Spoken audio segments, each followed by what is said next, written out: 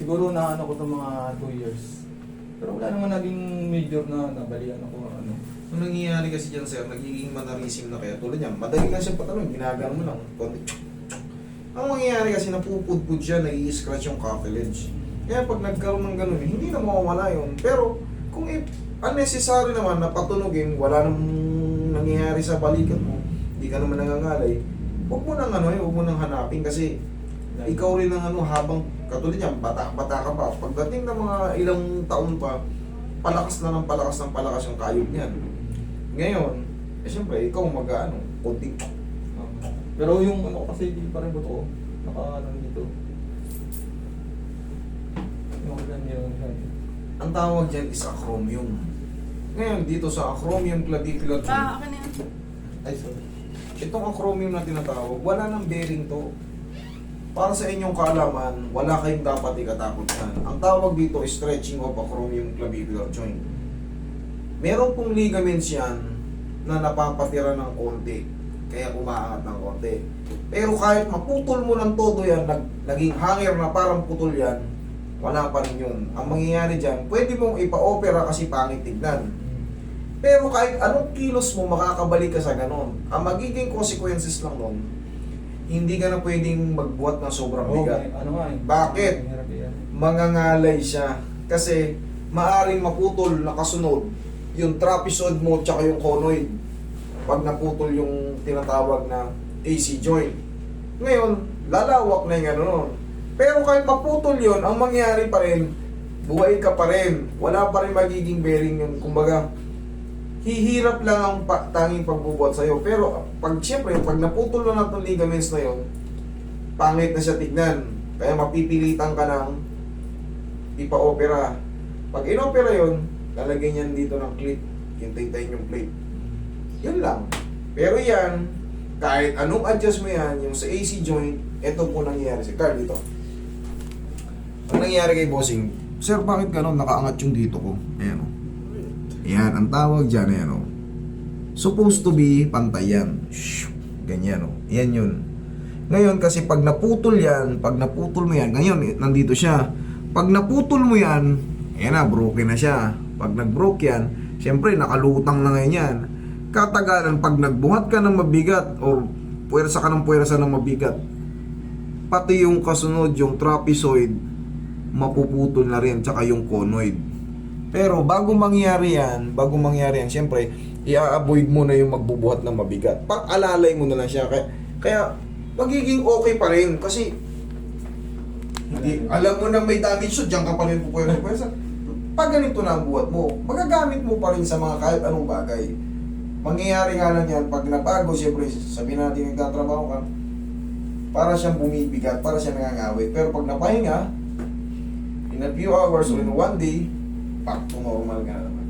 Kaya walang bearing. Nagkakaroon lang ng konting irritation, pero nakaka-recover. Okay? I hope you understand. Kaya yan, kahit anuin mo yan, wala magiging bearing yan. Hindi ka tulad pag dislocate. Papasok ka pa lang dito, alam ko na.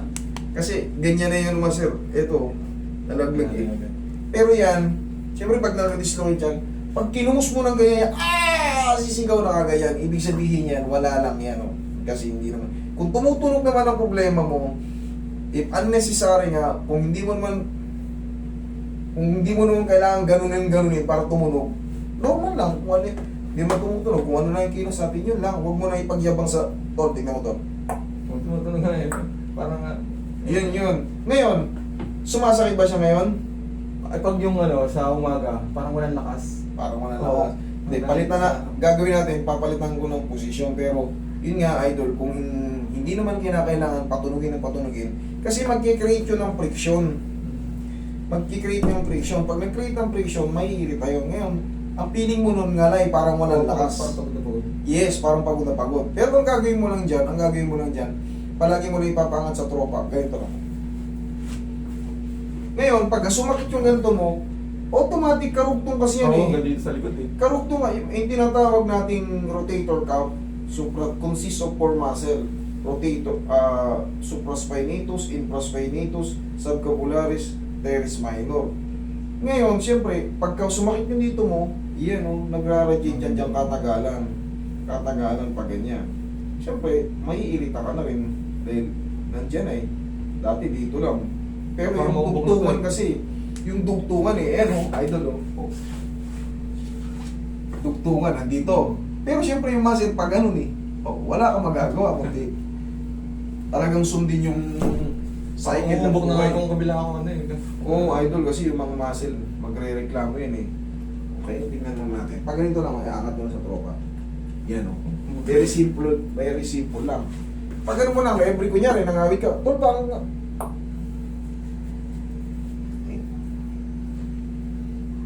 Ito naman, connected yan dyan Oo, sa pag- supraspinatus. Okay? Relax lang. Tumulabanan. So. O, tapa ka idol. Oo, pera. Iwasan mo lang. Sana, huwag ka namang madulas o kahit ibuhat mo ng malakas yan, wala yung problema. Ano pa lang yun eh. Napuputo lang naman yan sa mga sobrang lalakas na ipa. Kunyari, natumba ka, nasave lang ka sa motor. Ganun. Relax lang. Napagsakan ka sa basketball, laglag mo lang. Laglag mo lang. Yo! Okay, laglag mo lang. Relax lang.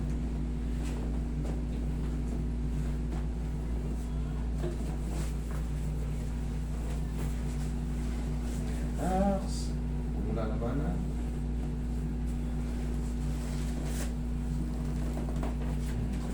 Yan. Okay, tiyan pa lang ko lang.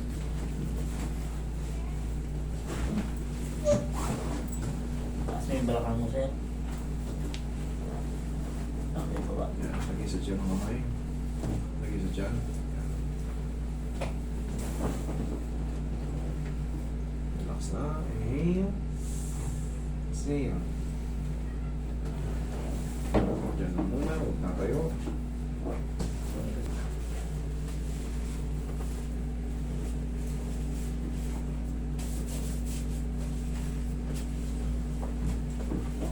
Kabilang side.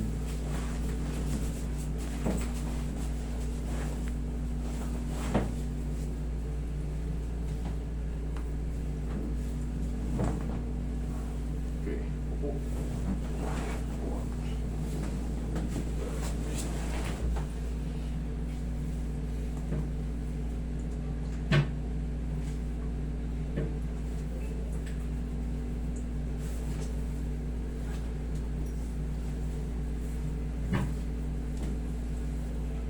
Nakabuhat na marami, pag ano mo lang sa tropa.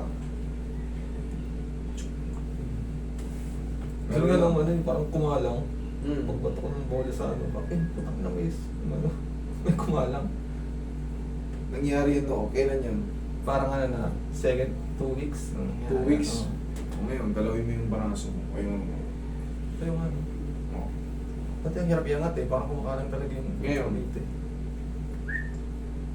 May Basta. konti pero wala, hindi na masyado nung ano. Kasi ito sumasama dati eh, pag inaangat kong ganun. Okay, dati yun. Okay, ngayon idol, pahinga mo lang. Tapos, dahil nga nasabi ko, ang maintenance ko lang dito, kunyari may tropa ka, upo ka na ng ganyan.